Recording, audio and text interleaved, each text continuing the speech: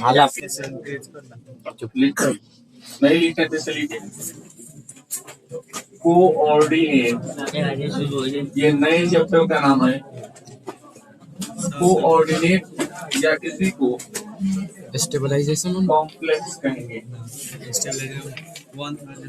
Coordinate या complex compound 1060 ये आपका नया चैप्टर है। तो रीडिंग भी नए पन्ने से ही लिखे तो बेहतर है नहीं?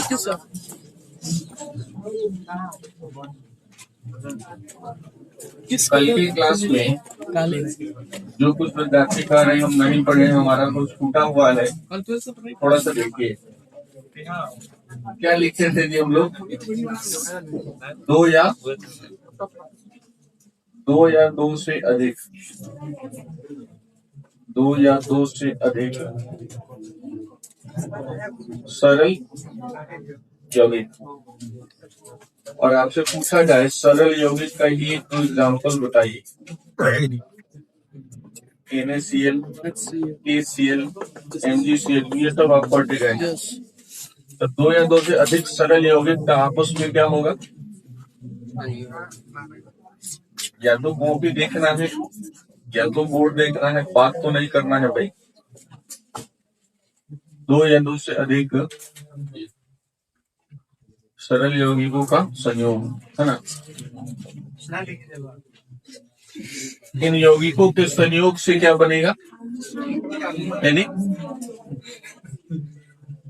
दो या दो से अधिक यौगिकों के, सरल यौगिकों के संयोग से जो पदार्थ बनेगा उसे हम आणविक,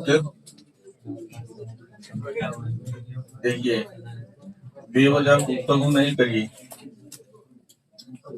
सही। आणविक यौगिक या इसे हम क्या कहेंगे? योगशील यौगिक, क्योंकि योग से बन रहा है, जुड़ने से, मिलने से, सहयोग से बन रहा है। नहीं,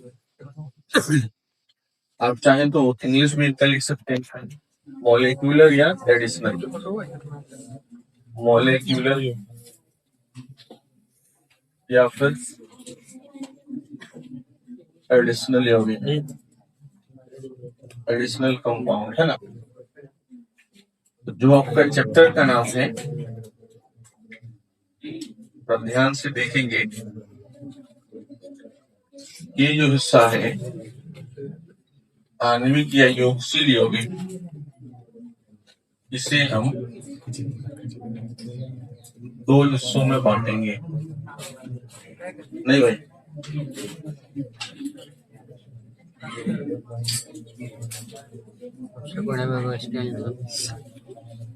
दो हिस्सों में इसे बांटा जाएगा। पहला हिस्सा क्या बनेगा? वेरी वेरी इंपॉर्टेंट आपका द्विप्लवन, नहीं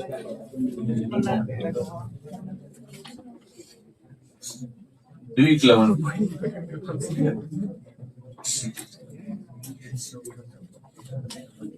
डबल सॉल्ट, क्या भाई? Double salt. और ये जो हिस्सा है इसे आप या तो जटिल कहिए या फिर उप सहसंयोजी यौगिक, प्लवन भी लिख सकते हैं, प्लवन भी लिख सकते हैं। देर होता तभी खेलने चुप हो जाए।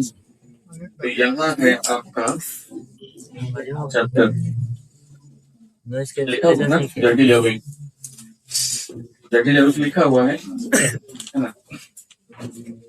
तो पूछा जाए जटिल यौगिक या उप सहसंयोजी यौगिक क्या है, तो कह सकते हैं जटिल या उप सहसंयोजी प्रकार का आणविक या आणविक या योगशील का मतलब है, योगशील का मतलब उसमें दो या दो से अधिक सरल यौगिक आपस में क्या मिले हुए हैं, जुड़े हुए हैं। ये जो जटिल यौगिक आप देखिए, नीचे स्पेस कम है, जगह कम है, तो इस जटिल या उप सहसंयोजी यौगिक की कुछ विशेषता है, कुछ विशेषता है। आप अनुपस्थित थे तो मैं लास्ट में जो पढ़ाया उसका रिकैप कर रहा हूँ, पुनः बता रहा हूँ। और आपको बात करने से फुर्सत नहीं है। ये जो जटिल यौगिक है इसकी विशेषता क्या है?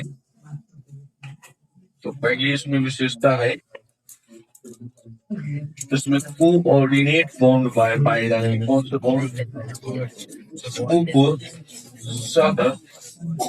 संयोजी बंध। इसमें संयोजी बंध होगा नहीं, संयोजी बंध। दूसरी विशेषता क्या है? क्या जी?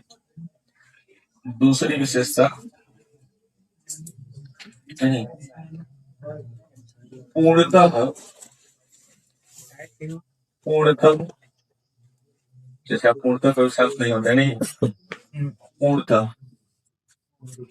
पूर्णतः वियोजित नहीं होगा। तो वियोजित अगर नहीं समझ में आए तो पूर्णतः विघटित नहीं होगा।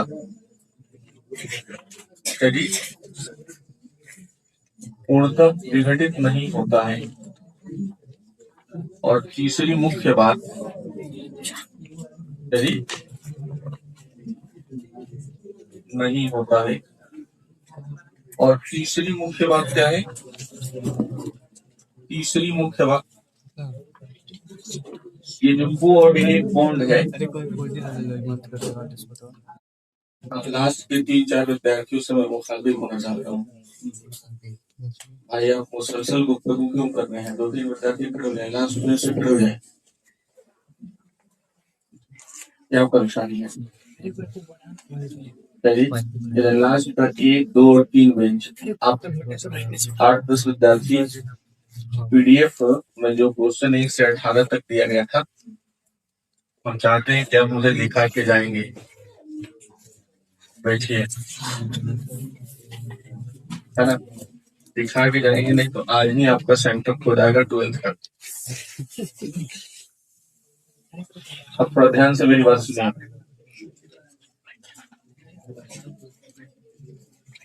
मेरी बात सुनिए।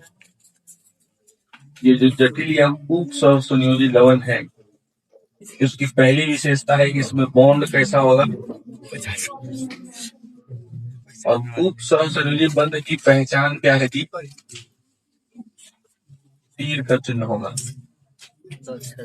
नहीं, प्लस और माइनस दिखे तो कैसे बॉन्ड होते हैं? तो प्लस को धन आयन, माइनस को ऋण आयन। धन आयन, आयन बोल रहे हैं, ऋण आयन, आयन बोल रहे हैं, तो कह देंगे कैसे बॉन्ड है? आयनिक। और एक पॉइंट और आप पढ़े हैं कि एक इलेक्ट्रॉन की शेयरिंग हो, 2 इलेक्ट्रॉन की शेयरिंग हो और 3 इलेक्ट्रॉन की शेयरिंग हो। एक की साझेदारी, 2 की साझेदारी और 3। तो ये बनेंगे सहसंयोजी। तो सहसंयोजी बंध में सिंगल आ जाएगा, डबल और ट्रिपल नहीं। इलेक्ट्रॉन के ट्रांसफर की बात की जाए तो धनायन और ऋणायन तो आयनिक बॉन्ड, आयनिक बंध साझेदारी से सहसंयोजी बंध, है ना? इन दोनों से अलग, डिफरेंट, अलहदा, खास एक और बॉन्ड है जिसका क्या नाम है? और चिन्ह कैसा है? तो यहाँ थोड़ा ध्यान से समझने का प्रयास करिए। यहाँ ऐसे इलेक्ट्रॉन बनाए जाएंगे, है ना? इधर होगा दाता परमाणु और इधर होगा, ये तो नहीं पढ़े हैं आप? और इसमें एक छोटा सा ट्रिक भी आपको बताया गया था, है ना? ये लिखा गया होगा और बताया गया होगा ए से एक्सेप्टर। एक्सेप्टर को आपको हिंदी में क्या कहेंगे? ग्राफ। और फिर लिखेंगे ए से, है ना? ए से कोई पूछे कैसा ए, तो जो पूछेगा उसके लिए बताएंगे लुईस एसिड, है ना? एक ट्रिक है ए से, जैसे ध से धातु, ध से ए से एक्सेप्टर, ए से एसिड। तो इतनी ही बातों को आप स्पष्ट साफ साफ लिखिए। फिर उसे डेफिनेशन बोलेंगे उसे भी आप लिखिए, है ना?